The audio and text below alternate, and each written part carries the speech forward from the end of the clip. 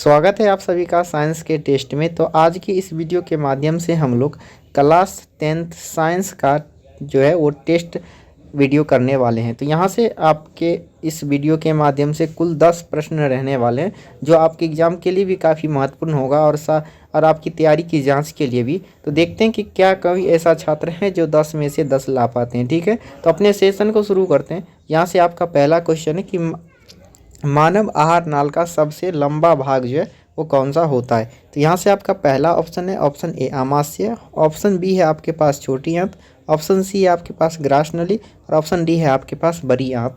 तो याद रखिए मानव आहार नाल का सबसे लंबा भाग छोटी आंत होता है। तो ऑप्शन नंबर आपका बी जो है बिल्कुल सही उत्तर है। चलिए इसी के साथ आपका दूसरा क्वेश्चन है कि रक्तचाप मापने के उपकरण को हम क्या कहते हैं। तो ऑप्शन ए है यहाँ पे आपके पास स्टेथोस्कोप, ऑप्शन बी है इलेक्ट्रोमीटर, ऑप्शन सी आपके पास आमीटर और ऑप्शन डी है आपके पास स्पेग्नोमोनोमीटर। तो यहाँ पे क्या सही उत्तर हो जाएगा। तो याद रखिएगा रक्तचाप मापने के उपकरण को हम लोग क्या कहते हैं, स्पेग्नोमोनोमीटर कहते हैं। तो ऑप्शन नंबर आपका डी जो है बिल्कुल सही उत्तर है। चलिए इसी के साथ आपका तीसरा यहाँ से क्वेश्चन है कि पौधे में भोजन किस रूप में संचित होते हैं यानी जमा होते हैं। ऑप्शन ए है आपके पास ग्लूकोज, ऑप्शन बी है प्रोटीन, ऑप्शन सी है स्टार्च और ऑप्शन डी है आपके पास फैटी एसिड। तो याद रखिएगा स्टार्च के रूप में स्थित रहता है। तो ऑप्शन नंबर आपका सी जो है बिल्कुल सही उत्तर है।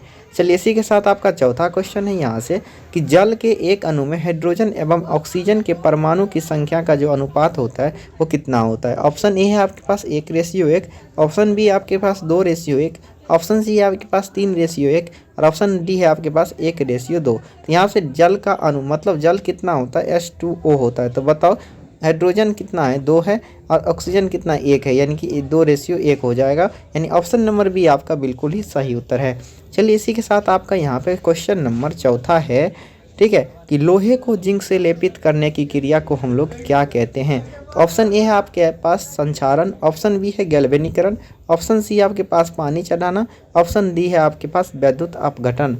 तो लोहे को जिंक से लेपित करने की क्रिया को हम लोग गैल्वेनीकरण कहते हैं। तो ऑप्शन नंबर आपका बी जो है बिल्कुल सही उत्तर है। चलिए इसी के साथ आपका 5वां नंबर सवाल है यहाँ से कि हजामत के लिए किस दर्पण का उपयोग किया जाता है। तो ऑप्शन नंबर ए है आपके पास अवतल दर्पण, ऑप्शन बी है उत्तल दर्पण, ऑप्शन सी है अवतल लेंस और ऑप्शन डी है आपके पास उत्तल लेंस। तो बताइए क्या होगा।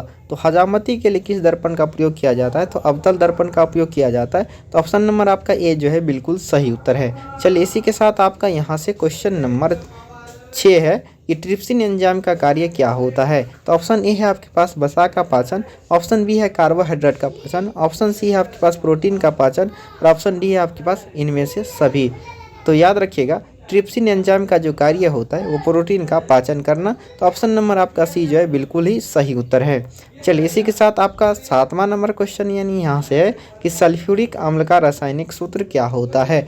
ऑप्शन ए है आपके पास H2S2O7, ऑप्शन बी है H2SO4, ऑप्शन सी है H2S2O8 और ऑप्शन नंबर डी है आपके पास H2S2O3।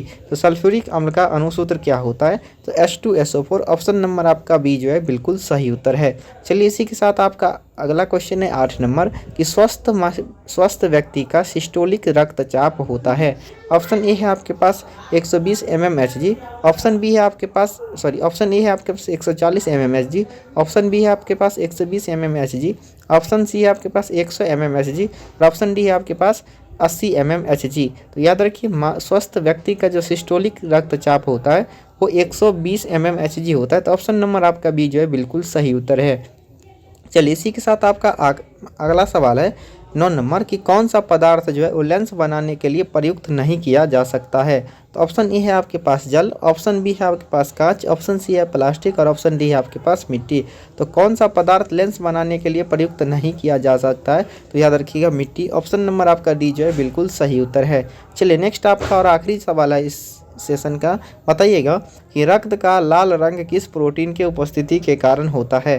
तो ऑप्शन ए है आपके पास यहाँ पे हेपरिन, ऑप्शन बी है हेमोग्लोबिन, ऑप्शन सी है आपके पास थम्बरिन और ऑप्शन डी है आपके पास फाइब्रोजेनिक। तो याद रखिएगा रक्त का लाल रंग होना किस प्रोटीन के कारण होता है, तो हेमोग्लोबिन के कारण। तो ऑप्शन नंबर आपका बी जो है बिल्कुल सही उत्तर है। चलिए, तो यहाँ से आपका 10 नंबर सवाल जो है यानी आखिरी सवाल समाप्त होता है। तो आप लोग बताइएगा कि 10 नंबर के टेस्ट में आप लोग जो है वो कितना स्कोर कर पाएँ, ठीक है जी, ताकि इससे अनुभव चले कि आपकी तैयारी कितनी है। बाकी आप PDF नोट के लिए और कंप्लीट क्लास 10 की तैयारी करने के लिए आप हमारे चैनल को सब्सक्राइब कर सकते हैं, और कंप्लीट PDF नोट फ्री लेने के लिए डिस्क्रिप्शन और व्हाट्सएप ग्रुप को ज्वाइन कर लेंगे, ताकि वहाँ पे बिल्कुल फ्री ऑफ कॉस्ट आपको सभी प्रकार के PDF नोट दिए जाते हैं, ठीक है। चलिए, तो मिलेंगे अगली क्लास के साथ, अगली टेस्ट के साथ। तब तक के लिए ओके बाय, थैंक यू। जहाँ तक हो आप लोग का इस वीडियो को ज़रूर शेयर करें।